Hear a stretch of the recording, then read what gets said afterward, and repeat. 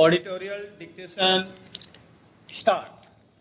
आज एक ऐसे व्यक्तित्व का 75वां जन्म दिवस है जिन्होंने वसुधैव कुटुंबकम के मंत्र पर चलते हुए समाज को संगठित करने समता, समरसता और बंधुत्व की भावना को सशक्त करने में अपना जीवन समर्पित किया है। संघ परिवार में जिन्हें सरसंघ चालक के रूप में संबोधित किया जाता है ऐसे आदरणीय मोहन भागवत जी का आज जन्म दिवस है। सुखद संयोग है कि इसी साल संघ भी अपना शताब्दी वर्ष मना रहा है। मेरा भागवत जी के परिवार से बहुत गहरा संबंध रहा है। मुझे उनके पिता स्वर्गीय मधुकर राव भागवत जी के साथ निकटता से काम करने का सौभाग्य मिला था। मैंने अपनी पुस्तक ज्योतिपुंज में मधुकर राव जी के बारे में विस्तार से लिखा भी है। वकालत के साथ साथ मधुकर राव जी जीवन भर राष्ट्र निर्माण के कार्य में समर्पित रहे। अपनी युवावस्था में उन्होंने लंबा समय गुजरात में बिताया और संघ कार्य की मजबूत नींव रखी। उनका राष्ट्र निर्माण के प्रति झुकाव इतना प्रबल था कि अपने पुत्र मोहन राव को भी इस महान कार्य के लिए निरंतर गढ़ते रहे। उन्होंने मोहन राव के रूप में एक और पारसमणि तैयार कर दी। पैरा भागवत जी 1970 के दशक के मध्य में प्रचारक बने।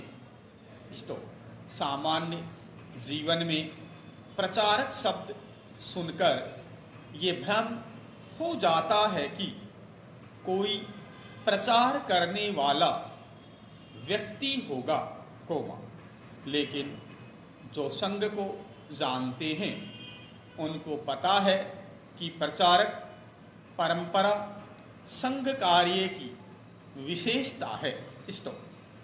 देशभक्ति की प्रेरणा से भरे हजारों युवक युवतियों ने घर परिवार त्याग कर पूरा जीवन संघ परिवार के माध्यम से राष्ट्र को समर्पित किया है।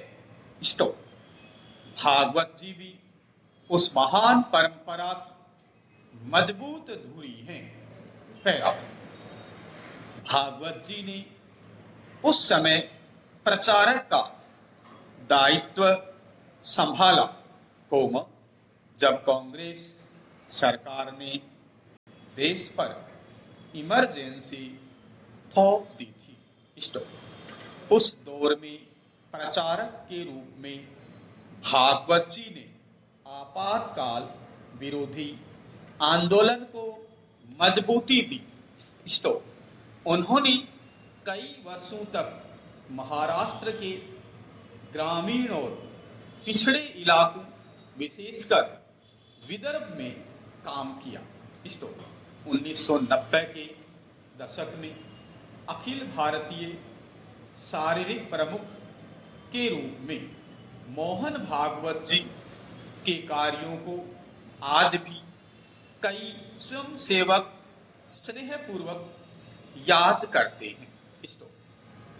इसी कालखंड में भागवत जी ने बिहार के गांव में अपने जीवन के अमूल्य वर्ष बिताए और समाज को सशक्त करने के कार्य में समर्पित रहे। 20वीं सदी के आखिरी पड़ाव पर वे संघ के अखिल भारतीय प्रचार प्रमुख बने। 2000 में वे सरकारी बने।